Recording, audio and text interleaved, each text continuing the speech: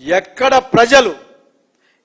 ప్రజలు మీరు ఈ రోజు మీరు చేసే అనేక అన్యాయాలు ప్రశ్నిస్తా ఉన్నారు. డిఎస్సి అభ్యర్థులు ప్రశ్నిస్తా ఉన్నారు, కాంట్రాక్ట్ టీచర్లు ప్రశ్నిస్తా ఉన్నారు, ప్రజలు ప్రశ్నిస్తా ఉన్నారు. రైతులు యూరియా దొరక్క ప్రశ్నిస్తా ఉన్నారు. రైతులు ప్రాణాలు తీసుకుంటా ఉన్నారు.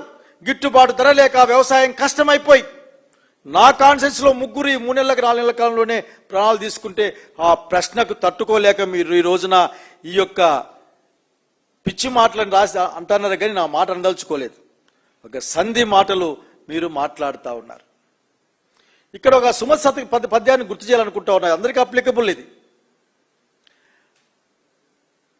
కొద్దిమంది ఆడంబరంగా మాట్లాడతారు. ఆ ముందు పదం చెప్పడం నాకు ఇష్టం లేదు. ఆడంబరముగాను మళ్ళీ కూడా పక్క కొద్దులే, ఎందుకంటే కాలం బాగలేదు. ఇప్పుడు తెలుగు రాని వాళ్ళు కామాలు పోలీస్ స్టాపులు తీసి చదువుకునే కార్యక్రమం వచ్చింది.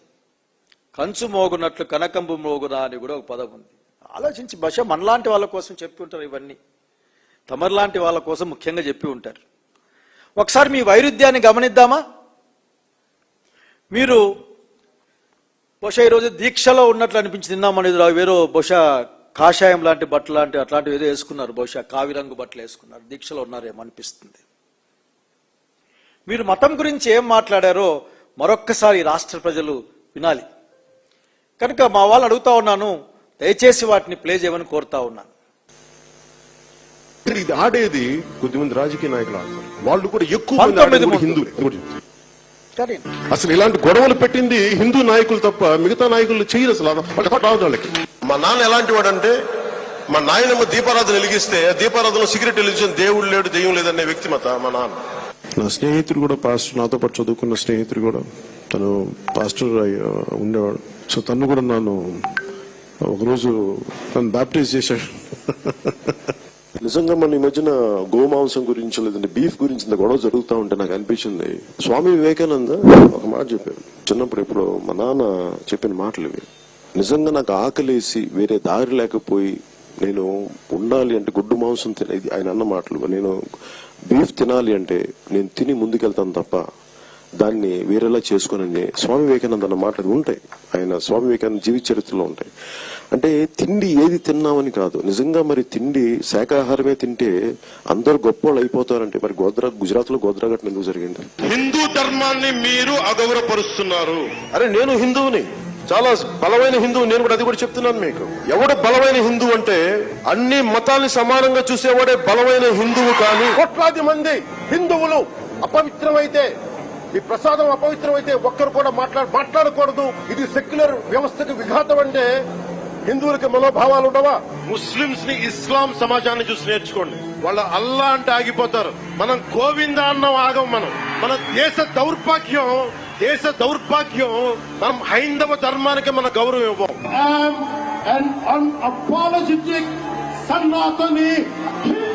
అన్ని ప్రాంతాలని మతాలని గౌరవిస్తాం, కానీ తప్పులు జరుగుతున్నప్పుడు సరిదిద్దుతాం. ఈ ఆలోచనతో వచ్చాను. ఇది ఆడేది ఎందుకు చూపించాయంటే డీసీఎం గారు ఇంత త్వరగా ఏ కాలానికి ఆ కాలం, ఏ అవసరానికి అవసరం మాట్లాడే మాటలు. తిరుపతి లడ్డు వ్యవహారం వచ్చినప్పుడు అందులో అసలుకి ఆ రోజున ఇందాపూర్ డైరీ అనేది పెద్ద ప్రముఖంగా ఇన్వాల్వ్ అయిందని చెప్పి దానికి హెరిటేజ్ కు సంబంధం ఏందో చర్చించబడింది. ఆ రోజున మీరు మెట్లు గడిగారు. ఈ రోజున ఎందుకంటే సందర్భం కాదు కానీ ఒక మాట చెప్పాలనుకుంటా ఉన్నాను. రామ జన్మభూమిలో పాపం బాలరాముడి డబ్బులు అక్కడ ఉన్న వాళ్ళు ఎత్తేసారని సిట్ ఒకటి ఈరోజు రిపోర్ట్ ఇచ్చింది. బహుశా ఏం చేస్తారో, మీరు ఇక్కడిని నడుచుకుంటూ పోతారేమో నాకు తెలియదు. కానీ అసలు మీరు కులం గురించి చాలా గొప్పగా మాట్లాడారు. ఏం మాట్లాడారంటే అసలు కులం అనేది ఏంటి, కులం అనేది అసలు ఉండాలా అని ఇంకో మాట. ఇది మా ఊరు రోడ్ల మీద రాసింటారు. బహుశా మీ నోట్లో నుంచి స్క్రిప్ట్ రైట్ ఎవరు రాశారు దీన్ని. ఏంటంటే కులం ఎప్పుడు ఇంటి గడపలోనే ఆగిపోవాలి, గడప దాటితే మన సంస్కృతి, మన భాష, మన ధర్మాలు, మన బాధ్యత అన్నారు. ఇంకొక 10 అడుగులు వేసిన తర్వాత మాత్రమే మానవత్వం, దేశం గుర్తు రావాలి. ఎంత చక్కటి ప్రబోధకారులు మీరు. కులం ఇంట్లో ఉండాలట, ధర్మం అంటే ఉద్దేశం భాష మతం ఏంటది, భాష కానీ సంస్కృతి కానీ ధర్మం కానీ అవి బయట ఇంట్లోకి వచ్చినాక గడప దాటితే ఉండాలట. అటు తర్వాత 10 అడుగులు వేస్తే ఈ దేశభక్తుడికి దేశము, మానవత్వం గుర్తుకొస్తాయట. ఇందులో ఉన్న కుట్ర మీకు అర్థం అయ్యడానికి, అర్థమయ్యే ఆలోచన మీకున్న, అర్థం చేసుకునే మూడ్లో మీరు లేరు. మీరు చెప్పింది నిజం. ఏంటంటే ఎవరి కుల ఐడెంటిటీ మార్చలేమని చెప్పారు మీరు, కళ్యాణ్ గారు.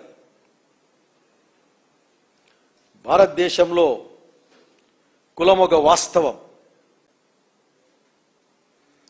కులం మీదే సమాజం నిర్మించబడకూడదన్న నిర్మించబడదని చెప్పిన బాబాసాహెబ్ అంబేద్కర్ రాజ్యాంగంలో బతున్న వాళ్ళగా చెప్పాలనుకుంటామని నేను ఈరోజు జరుగుతున్న అనేకమైన సంఘటనలకి అంబేద్కర్ బొమ్మలు పెట్టుకుందామన్నా, చివరికి పండగలు పబ్బాల్లో తప్పెట్లు కొట్టుకుందాము, వద్దు పండగ చేసుకుందామన్నా, ఇష్టపడి పెళ్లి చేసుకున్న ఆ కుటుంబంలో జరుగుతున్న విషయాలు కాదు. కానీ ఒక్కసారి దయచేసి మీరు ఆర్ఎస్ఎస్ భావజాలంలో పడద్దని నేను కోరుకుంటా ఉన్నాను. ఈ మాట నేను చెప్తా ఉన్నాను స్పష్టంగా. ఎందుకంటే ఎంత అసలు దేశం గురించి మాట్లాడట, మానవత్వం గురించి మాట్లాడట. ఆయనే మాట్లాడుతూ గోద్రా సంఘటన ఎట్లా జరుగుతుంది అనేది మాట్లాడాడు అక్కడికి. So I'm humbly telling to him, మీరు ముందు కులాన్ని అర్థం చేసుకోండి. కుల నిర్మూలనం కోసం, కులరహితమైన సమాజం కోసం భారత రాజ్యాంగం పనిచేస్తుంది. వైఎస్ జగన్మోహన్ రెడ్డి గారి నాయకత్వాన అన్ని కులాలకి, మతాలకి సమానమైన హోదా లేక సమానమైన ప్రేమ, అన్నిటితో గౌరవంతో పాటుగా ఉండి అన్ని అభివృద్ధి కావాలని కోరుకుంటుంది. ఇది మీరు అర్థం చేసుకోవాలి. మీరు మాట్లాడుతూ మిగతా వాళ్ళు స్థాయి తగ్గిపోయి దిగజారుతూ మాట్లాడుతుంటే కరెక్ట్ చేయాలని చెప్పారు. నిన్న విన్నాను బాగానే, మీ ప్రొనౌన్సియేషన్ బాగా నచ్చింది నాకు. అక్కడ కులం గురించి స్థాయి దిగజారి, ఒకసారి కులం గురించి మన దగ్గర ఏముందా, కులం గురించి ఒకసారి ఆయన వినిపిస్తే కూడా బాగుండేది. మనమంతా వెనుకబాటుతనం, మీ కోరికలు ఉన్నాయి కదా, ఎవడు మా కులం నుంచి ముఖ్యమంత్రి, ఈ వెనుకబాటుతనం, మీ కోరికలు ఉన్నాయి కదా, ఎవడు మా కులం నుంచి ముఖ్యమంత్రి అవ్వలేదు, మీరు ఓటేయండి, అవి చూపిస్తాం. కాపు, తెలగ, ఒంటరి బలిజలకి చెప్తున్నా, మీరు ముందుకొస్తే తప్ప ఈ రాష్ట్రంలో మార్పు రాదు. కనీసం ఆంధ్ర భావన ఎలాగో లేదు, కనీసం కులభావనను తెచ్చుకుని బాగు చేయండి రాష్ట్రాన్ని. కుల పోరాటాలు ఎంతకాలం చేస్తాం?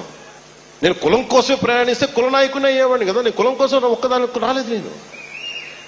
నేను సంపూర్ణ మానవాళి కోసం వచ్చాను. జాషువా విశ్వనరుడు అన్న కాన్సెప్ట్ ని గుండెల్లో పెట్టుకుని వచ్చాను నేను. బహుశా జాషువా గారికి తగిన క్షమాపణలతోనే జాషువా గారు భయపడుతుంటారు ఇట్లా వాళ్ళని చూసి, ఇట్లా విశ్వనరులను చూసి. విశ్వనరుడిని ప్రకటించుకోవడం ఇక్కడ ఇంకోటి నాకు ఇప్పుడు చూసింది అర్థమైంది. పాపం నేను I won't believe in caste, I'm belongs to Dalit. దాన్ని నాకు అనుమానం నాకేం లేదు, బట్ నమ్మకం లేదు నాకు. కానీ ఒక మాట చెప్పాలనుకుంటున్నా, అంత పెద్ద మీటింగులో కాపు, ఒంటరి, తెలగ వాళ్ళంతా వీరంతా కుల విమానంతో సీఎం అవుతామని ఒక డయాస్ పైన మన 15 ఏళ్ల పాటు ఇతన్నే చంద్రబాబునే సీఎం చేస్తానని ప్రకటించినట్లు గుర్తు నాకు పవన్ కళ్యాణ్ గారు. జనం గమనించాలా, అంటే వేరియేషన్ కాదు ఆ మాటలు ఏంది అవన్నీ అని కూడా. కానీ కులం గురించి నేను ఇంక చెప్పాల్సిన అవసరం లేదు. స్పష్టంగా మీరు కుల భావంతో అయినా సరే ఓట్లేయండి అని చెప్పిన సంగతి చేశాం పవన్ కళ్యాణ్ గారు. ఇవన్నీ ఎందుకు చెప్తున్నామంటే మీరు మారుతారేమో అని, మారితే బాగుంటుంది కదా అని. పాపం మిమ్మల్ని నమ్ముకుని అనేక మంది వాళ్ళు కూడా కొద్దిగా ఆ సంశయంలోంచి బయటపడి మారిన మనుషుల్లాగా వస్తారేమో అనిపిస్తుంది నాకు. ఇప్పుడు అట్లాగే మీరు వ్యవస్థలు అని మాట్లాడతారా? ఏం మాట్లాడతారు మీరు? ఈ రోజున మీరు ఈ ఉపన్యాసం ఇచ్చే సమయంలో లేదా ఒక అర్ధగంట ముందు వెనక రాజధానిలో పెనమలూరు ప్రాంతంలో